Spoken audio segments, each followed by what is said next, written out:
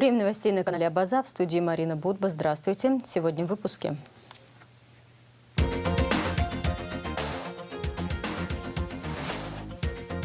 Кто умер, но не забыт, бессмертен. Научная конференция, посвященная 80-летию ученого-кавказоведа, государственного и общественного деятеля Юрия Воронова.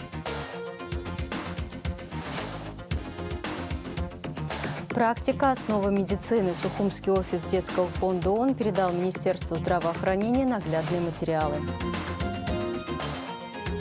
Абхазский театр – его второй дом. Режиссеру-постановщику Отгуру Ковы 19 октября исполнилось 60 лет.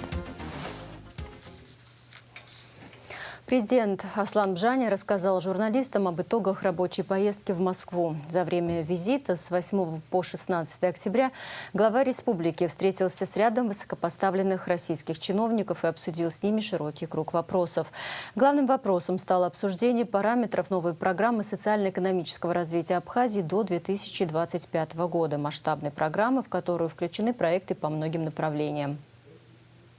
В ходе моего рабочего визита в Москву мы обсуждали параметры нового документа, новой программы социально-экономического развития Республики Абхазии до 2025 года.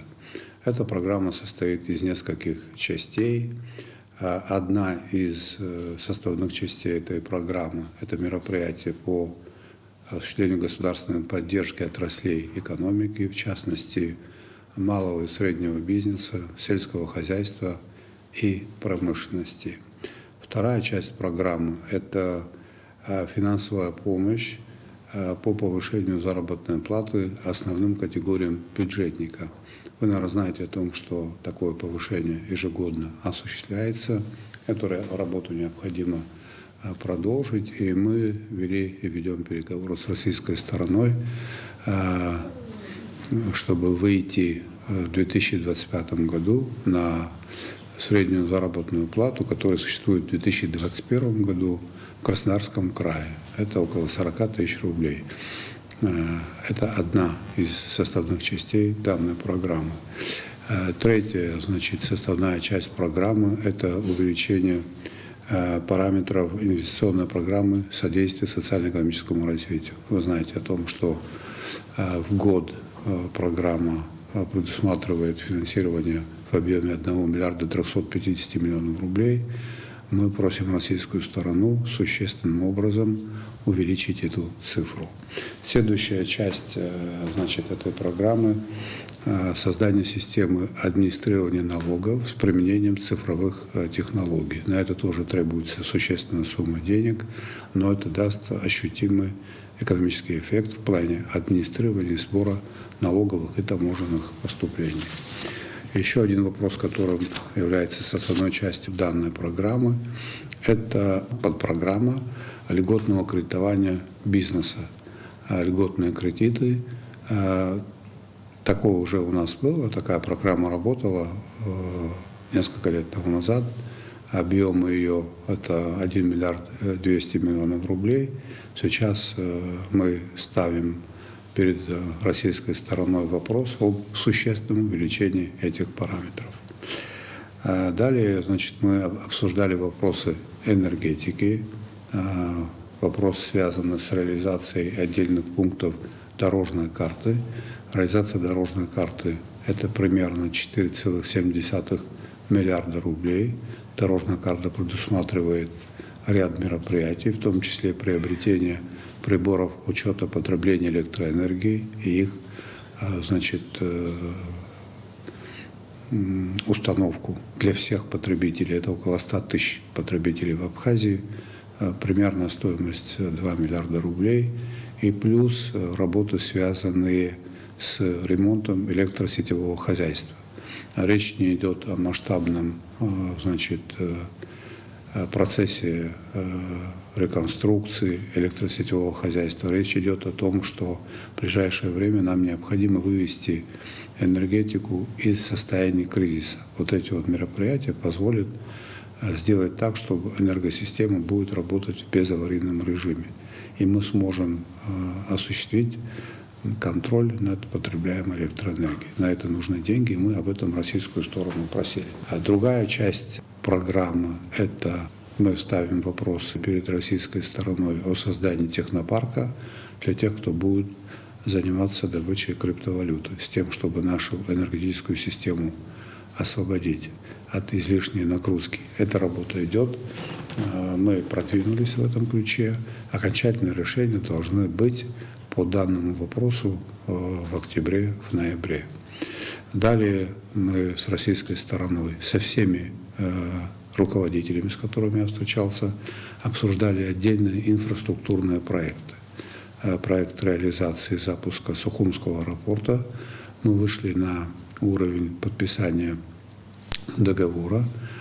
Значит, деньги выделены. Инвестор на этой неделе проводит тендер в отношении компаний проектировщиков, и он подберет по итогам тендера проектировщика, будет подписан договор, и к концу будущего года, 2022 года, к октябрю мы получим проект, который прошел экспертизу, проект реконструкции Сухумского аэропорта. Примерно на такой же стадии находится вопрос, связанный с газификацией. Там уже все готово к подписанию договора с проектным институтом. Я приезжал и общался с руководителем проектного института. Подписание произойдет тоже в ближайшие несколько недель. Возможно, это будет здесь у нас, в Абхазии. Далее мы обсуждали на всех уровнях вопрос, связанный с изменением режима работы пункта пропуска ПСО, с тем, чтобы сделать так, чтобы наши граждане Российской Федерации быстрее и комфортнее проходили эту границу. Понимание есть, необходимо подготовить ряд документов, потому что решение данного вопроса зависит от многих ведомств. Данный вопрос, помимо всего прочего, имеет непосредственное отношение к обеспечению безопасности, поэтому есть определенная процедура, ее необходимо пройти. Самое главное состоит в том, что те руководители, с которыми мы встречались в Российской Федерации, понимают, что эту проблему необходимо решить. Далее мы обсуждали соглашение, которое готовится к подписанию между правительством Российской Федерации и Республики Абхазия о деятельности российских юридических лиц на территории Республики Абхазия, осуществляющие инвестиции, о тех преференциях, на которые они могут рассчитывать, о тех преференциях, которые будут им предоставлены. Этот документ тоже будет подписан уже в этом году и создаст реальные дополнительные условия для привлечения российских инвестиций в экономику Абхазии. А это очень важная, стратегически важная задача. Вот такого количества, вот такие вопросы обсуждались в Москве. По каждому из них есть понимание, и мы продвинулись. Хотел бы вас проинформировать о том, что сейчас инвестпрограмма, которую мы реализуем, она работает до 2022 года. А эти программы формируются на 3 года. То, что пытаемся сделать мы, это не только инвестпрограмма, а это программа развития. Она более масштабная и по охвату тех мероприятий, которые там заложены, и по финансовым своим показателям. Надеюсь, что нам все удастся сделать. Кроме того, Аслан Бжани рассказал об итогах встречи и переговоров с министром обороны Российской Федерации Сергеем Шойгу. С Сергеем Кужукетовичем мы обсуждали некоторые инфраструктурные проекты, которые имеют значение и для развития экономики, и для обеспечения безопасности нашего государства. В том числе тот же аэропорт, та же взлетно-посадочная полоса может быть двойного назначения. Она может быть использована и военными, структурами. Этот вопрос мы обсуждали в контексте реализации в целом проекта.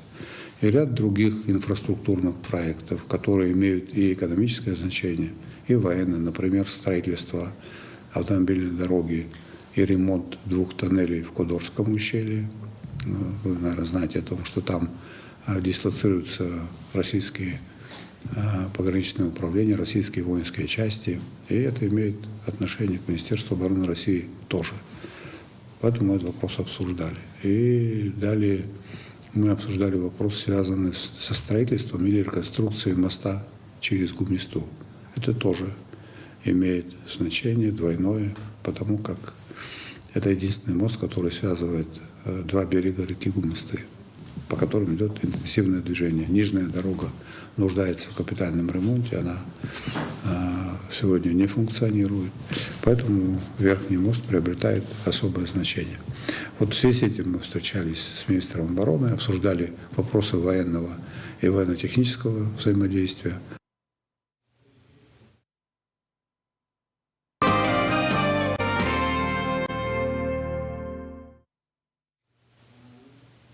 Кто умер, но не забыт, бессмертен. В Сухуме проходит научный форум, посвященный 80-летию выдающегося ученого-кавказоведа, государственного и общественного деятеля Юрия Воронова. С утра память Юрия Николаевича почтили на его могиле у Государственного музея. Близкие, родные, коллеги и те, кто уважает и помнит труды ученого, собрались в это утро, чтобы возложить цветы к памятнику. Затем в столице состоялось открытие международной научной конференции «Кавказ и Причерноморье» с эпохи древности до позднего Средневековья в свете новых данных археологии и истории. Участие в ней приняли президент Аслан Бжани, абхазские ученые, многочисленные гости, члены Российской и Адыгской академии наук. Репортаж Иланы Казанба. Советский абхазский археолог, кавказовед Юрий Воронов родился 8 мая 1941 года. Помимо масштабной научной деятельности, Юрий Николаевич активно занимался политикой, был депутатом Верховного Совета, вице-премьером правительства Абхазии. 11 сентября 1995 года его жизнь оборвала пуля убийцы. В честь 80-летия ученого в Сухуме открылась международная конференция «Кавказ и Причерноморье. С эпохи древности до позднего Средневековья в свете новых данных археологии и истории». Юрий Николаевич Воронов был блестящим полемистом. Свои научные взгляды ему приходилось отстаивать в жесткой полемике с грузинскими учеными, которые отрицали этническую самобытность абхазов и факт их автохтонного происхождения на нынешней территории. За недолгую, но яркую и насыщенную жизнь Юрий Воронов издал около 800 научных и публицистических работ. Немало рукописей, ценность которых еще только предстоит оценить, остались в наследство потомкам. Ждут своего часа и неопубликованные труды исследователя. По учебному пособию, одним из авторов которого является Юрий Николаевич Воронов, студенты и школьники изучают древнюю и средневековую историю Абхазии. В конференции принимают участие ученые из Москвы, Армавира, Махачкалы, Майкопа, Саратова, Краснодара, Сочи, Симферополя. Форум поддержан на высшем государственном уровне. Участников приветствовал лично президент Абхазии.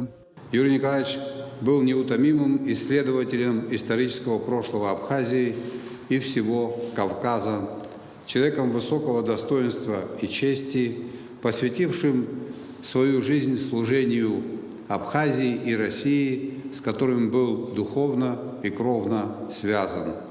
Истинный патриот, борец за справедливость, Юрий Николаевич Воронов прожил недолгую, но яркую жизнь.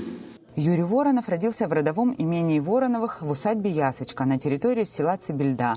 Последнее было центром цивилизации племени Апсилов. В этой связи Цибельда – настоящий рай для археологов. На каждом шагу там следы артефактов пребывания потомков абхазов.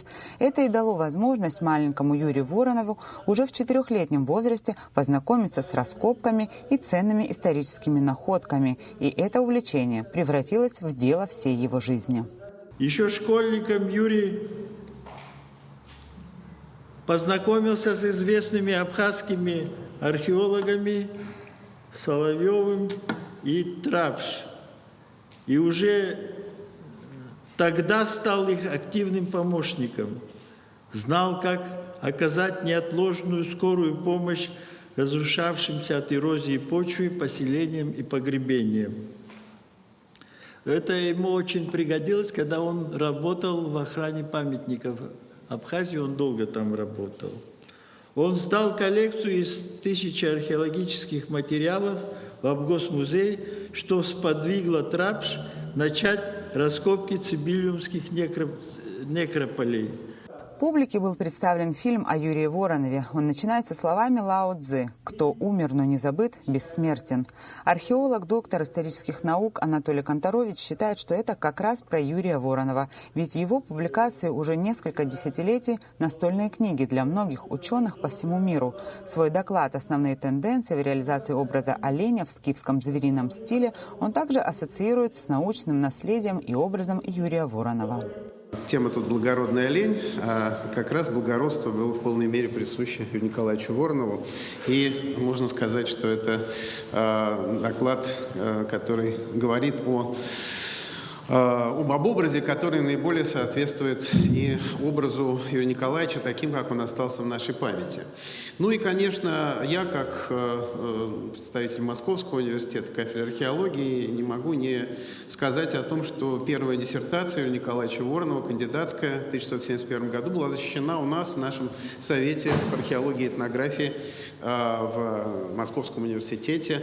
Поэтому и Московский университет имеет прямое отношение к творческому и жизненному пути Юрия Николаевича. В 1969 году Юрий Воронов создал археологическую карту. Аналогов ей сегодня в мире нет, признаются ученые.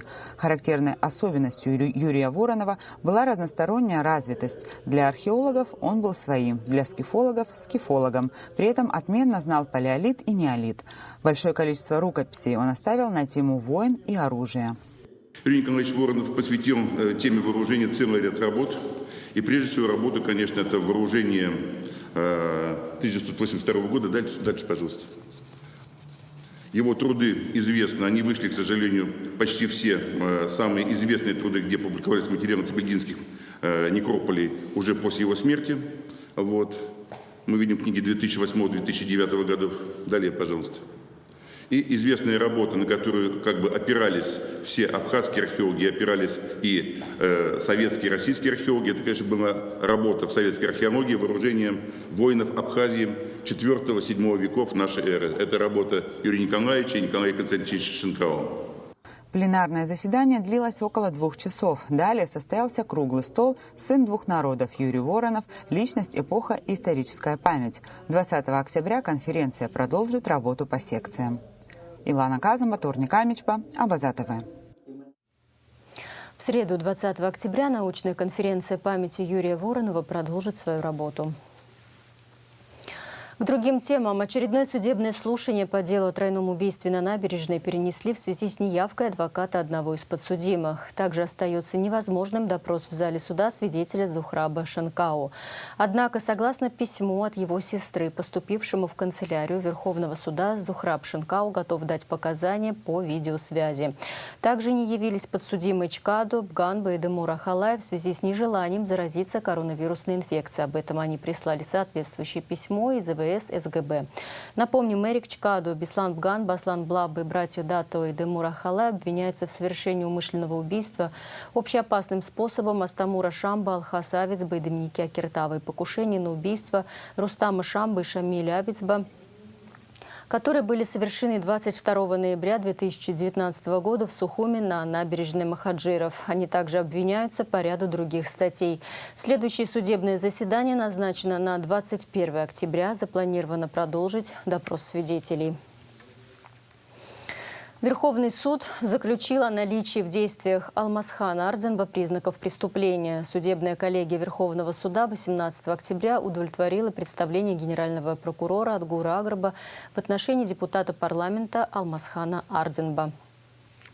Согласно представлению генерального прокурора Адгура Аграба, в действиях депутата Алмазхана Ардзенба, производившего выстрелы в ночь на 1 октября у здания МВД в Сухуми, наличествуют признаки преступления хулиганства и незаконное приобретение, хранение и ношение оружия Уголовного кодекса Республики Абхазия. В соответствии с уголовно-процессуальным законодательством решение о возбуждении уголовного дела в отношении депутата парламента принимается генеральным прокурором на основании заключения коллегии, состоящей из 3 судей Верховного суда, о наличии в действиях депутата признаков преступлений с согласия Народного собрания парламента Республики Абхазия. Текущие вопросы по линии взаимодействия и совместной работы обсудили в городе Черкесске советник президента Абхазии по вопросам взаимодействия с добровольцами Северного Кавказа Рисма Каджинджал и председатель Союза абхазских добровольцев КЧР Мурат Жиров. Было уделено внимание всем сторонам, наметились точки соприкосновения для дальнейшей плодотворной работы. Не обошли стороной события, произошедшие на Сухумской набережной в ночь Дня Победы Отечественной войны народа Абхазии. При этом отмечалось, что добровольцы не станут вмешиваться в ситуацию, тем более политизировать ее, но осуждают действия сотрудников абхазской милиции.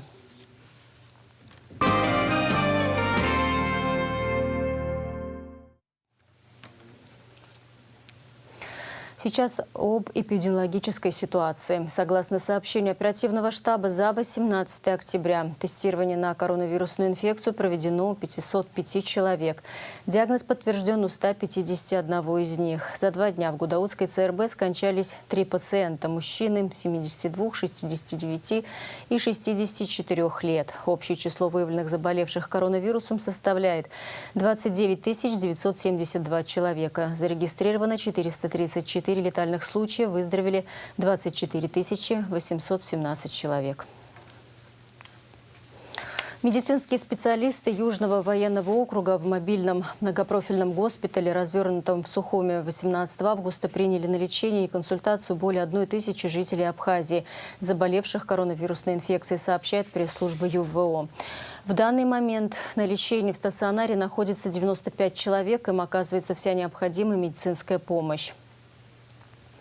286 человек уже выписали из госпиталя. Пациенты прошли необходимый курс лечения. Больных привозят на машинах скорой помощи со всех районов республики. Некоторые обращаются амбулаторно по направлениям врачей. Решение о госпитализации и дальнейшем лечении принимается по согласованию с участковыми врачами. Практика – основа медицины. Сухумский офис детского фонда ООН ЮНИСЕФ передал Министерству здравоохранения наглядные материалы для Сухумского медицинского колледжа и Гагарского медицинского училища. Наглядные пособия включают в себя анатомические модели, манекены, мелкие медицинские приборы, халаты, инструменты. Помимо предоставления наглядных пособий, ЮНИСЕФ также провел курсы повышения квалификации для преподавателей медицинских колледжей. Слово Анастасии Никоновой. Анатомические модели, фантомы, мелкие медицинские приборы, инструменты и халаты получили в дар Сухумский медицинский колледж и Гагарское медучилище. Столь актуальные в обучении предметы передал Минздраву Абхазии Сухумский офис детского фонда ООН. Как отмечает министр Эдуард Будба, настоящие пособия призваны способствовать улучшению качества учебного процесса будущих медработников. Те наши образовательные учреждения, в частности Сухумский колледж и Гагарский колледж, сегодня получили достаточно большое и широкое оборудование для визуализации, для того, чтобы повысить уровень знаний наших граждан.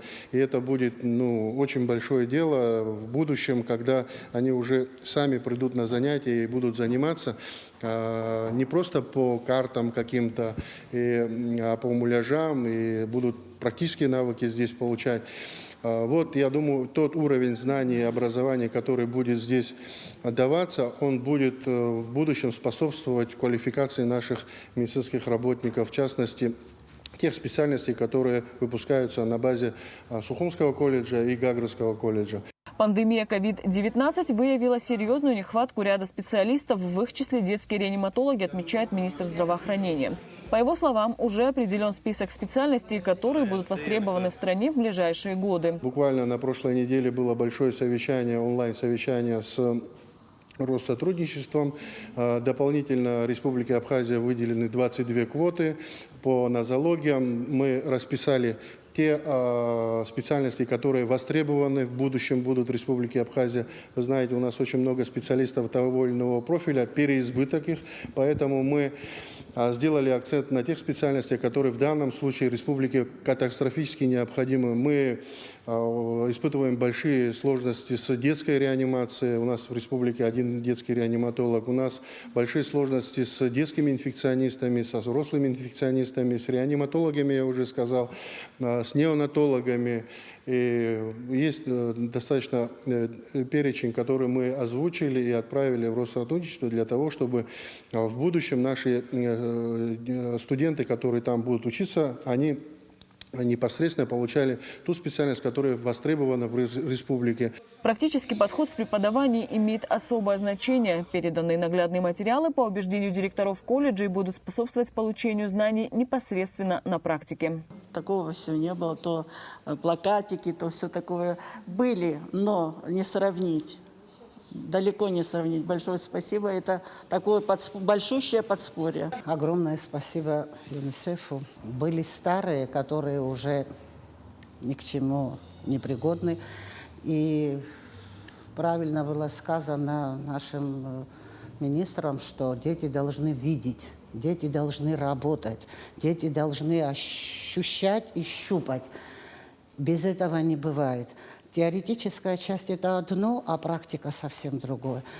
И я думаю, и мы все, весь коллектив думаем, что раз мы вот такое вот получили, это начало, дальше будет еще больше. Помимо передачи наглядных пособий, ЮНИСЕФ осуществил ремонт кровли, санузла и 2 аудиторий в Сухумском медицинском колледже. Все усилия, как говорит специалист ЮНИСЕФ Мадина Сулава, направлены на улучшение качества преподавания и подготовки медперсонала в образовательных учреждениях Сухума. Это продолжение нашего плотного сотрудничества в сфере развития медколледжей в Абхазии. Мы начали, ковид немножко принес определенные коррективы в нашу работу, но мы начали с облагораживания физического пространства. В частности, по сей день на примере Сухумского колледжа мы можем сообщить, что детский фонд при поддержке Европейского Союза полностью заменил крышу, там, где она протекала, полностью переоборудованы 2 учебных кабинета, а также полностью воссоздан санузел, который, к сожалению, раньше был в не очень хорошем состоянии, скажем так. То есть, в принципе, у нас акцент идет по 2 основным направлениям одновременно. Как и привлечение молодежи в более в нормальные, адекватные учебные пространства, которые будут благоволить тому, чтобы и спрос повышался среди местного населения, и не было оттока, допустим, в близлежащие страны. Как отметила Мадина Сулава, Сухумский офис детского фонда ООН продолжает оказывать поддержку и способствовать улучшению качества здравоохранения в Абхазии. Анастасия Никонова, Георгий Кутарба, Абаза ТВ.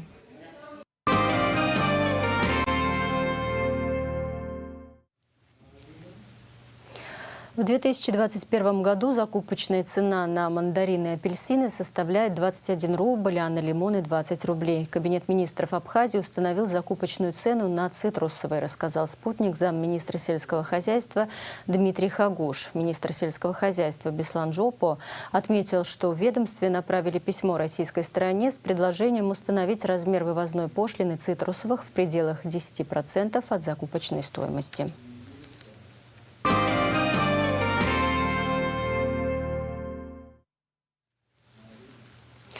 Накануне президент Академии наук Абхазии Зураб Джапоа принял участие в международной научно-практической конференции «Наука, образование и бизнес. Новый взгляд» или «Стратегия интеграционного взаимодействия», посвященной 80-летию со дня рождения первого президента Кабардино-Балкарской республики Валерия Мухамедовича Кокова. Она состоялась в Кабардино-Балкарском государственном аграрном университете и стала первой в программе мероприятий, посвященных юбилею Кабардино-Балкарского ГАУ, которому исполняется 40 лет. Научный форум объединил участников из России, Абхазии, Азербайджана, Монголии и Турции. Абхазский театр – его второй дом. Заслуженному артисту России, заслуженному деятелю культуры Абхазии, режиссеру-постановщику Адгуру Ковы 19 октября исполнилось 60 лет. В его богатой биографии почти 100 постановок на десятках различных площадок. Уже год Адгур Ковы работает в Абхазском драматическом театре и успел только за пандемию поставить 2 спектакля. С какими мыслями и чувствами режиссер подошел к очередному юбилею, расскажет Элеонора Гилаян. Мы встречаемся с Адгуром Ковой в Абхазском театре. Здесь он выходил на сцену ребенком. Сюда приезжал из всех своих творческих странствий. И сюда вернулся год назад. Здесь же поставил 2 спектакля за пандемию «Дорогая Памела», «Ромео и Джульетта». Своим психологическим возрастом юбиляр называет 18 лет, отмечая, что тут главное реже смотреться в зеркало. А в целом сформированная в те годы личность никуда не делась, утверждает собеседник. При этом свои 18 он ассоциирует не с максималистскими историями, присущими этому возрасту. Я не из идеологизированных людей, да, меня идеология всегда интересовала в последнюю очередь, да. Меня больше интересовали такие вещи, как творчество, свежесть, влюбленность, да, я не знаю, пейзажи, мысли, книги, музыка, да. Вот. Идеология, в том числе политика, да, меня интересовала в последнюю очередь. Если музыка, то рок. Если работа, то отдаваться всецело. Если кого и возить с собой по городам и странам, то внутреннего и вечного жителя Сухума. К счастью или к сожалению, да, я типичный абхазец, да. Я как бы вам сказать, я пропитан этим воздухом, да, я пропитан этой атмосферой, вне зависимости от того, сколько лет или где я провел на чужом месте, да. Я даже в больших городах типа Москвы, да, умудрялся ходить все равно сухумской походкой, никуда не спеша, и предпочитал идти на деловую встречу за 3 часа, да, но идти медленно, понимаете, да, а не лететь, высунув язык, да. То есть темпоритм такого курортного жителя, да, я пронес его через все свои странствия и ни разу ему не изменял. Окончив ГИТИС, 9 лет от Гурковой проработал сначала режиссером, а позже художественным руководителем в Сухумском русском ТЮЗе, ныне Государственном русском театре драмы. В 1994-м режиссер уезжает постановщиком в Москву, а еще через 2 года отправляется работать преподавателем актерского мастерства в театральной школе Сан-Паулу в Бразилии. Ну, я туда ехал, как любой, наверное, советский молодой человек, обремененный кучей штампов, да, там где много диких обезьян, футбол, Пеле, да, что и самбо, да, вот какие-то такие вещи. И с первого же дня меня поразило то, что эти штампы стали быстро разрушаться. Потому что, ну, например, да, выяснилось, что в моей среде, в которой я находился, это артистическая среда, самым страстным футбольным болельщиком был я. А все эти мои друзья бразильцы, с кем я сотрудничал, учил, преподавал, дальше они вообще-то были равнодушны. Хотя при этом все равно это нельзя сказать, конечно, что это не футбольная страна, потому что они могут быть равнодушными, но спросишь каждого из них, он четко тебе скажет, за какую команду он болеет. Родину, Абхазию, от Гурковой называют своей идеальной средой обитания. При этом есть у нее свои особенности, которые можно вывести как в плюс, так и в минус. Это древняя земля, да, это память предков, да, это такая немножко маркисовщина, да, ты, особенно когда ты вот несколько лет был в странстве, потом вернулся хотя бы там на денек, ты вот, это невозможно передать словами, ты ощущаешь внутреннюю силу, которую в тебя вливает эта земля, да, вот она как будто как мать, я не знаю, да, тебя вот, во-первых, радостно встречает, обнимает и дает дополнительную энергию. Я это вот всегда ощущал чисто физически и ощущаю сейчас. Да. Я бы сказал, что Абхазия из того, что я видел на сегодняшний день, самая демократичная страна в мире. Да. В Абхазии можно все. Это плюс, на самом деле плюс, да, но и минус тоже, да, потому что, ну, как бы демократия зачастую превращается в такую анархию, в своеволие, в неуважение, как бы, свободы других людей, да, как бы, а в отстаивании личной своей свободы, да. Вот в этом такая особенность, да. Это то, что характеризует, на мой взгляд, послевоенную Абхазию. Довоенная Абхазия такой не была.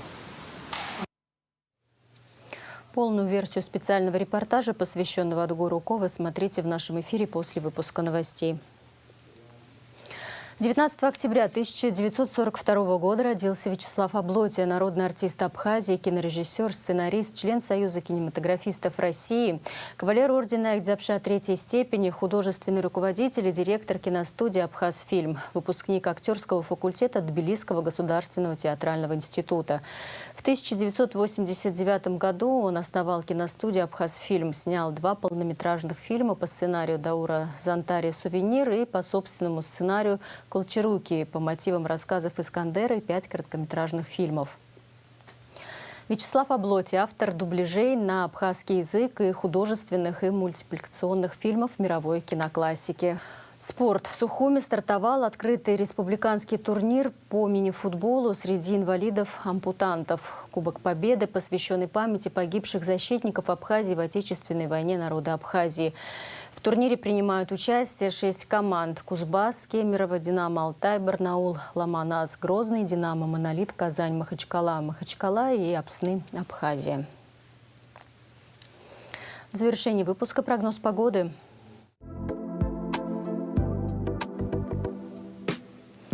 В среду 20 октября в Абхазии переменная облачность. Ночью умеренный дождь, гроза, днем без осадков. Температура воздуха ночью 13, днем до плюс 18. Температура морской воды плюс 20 градусов.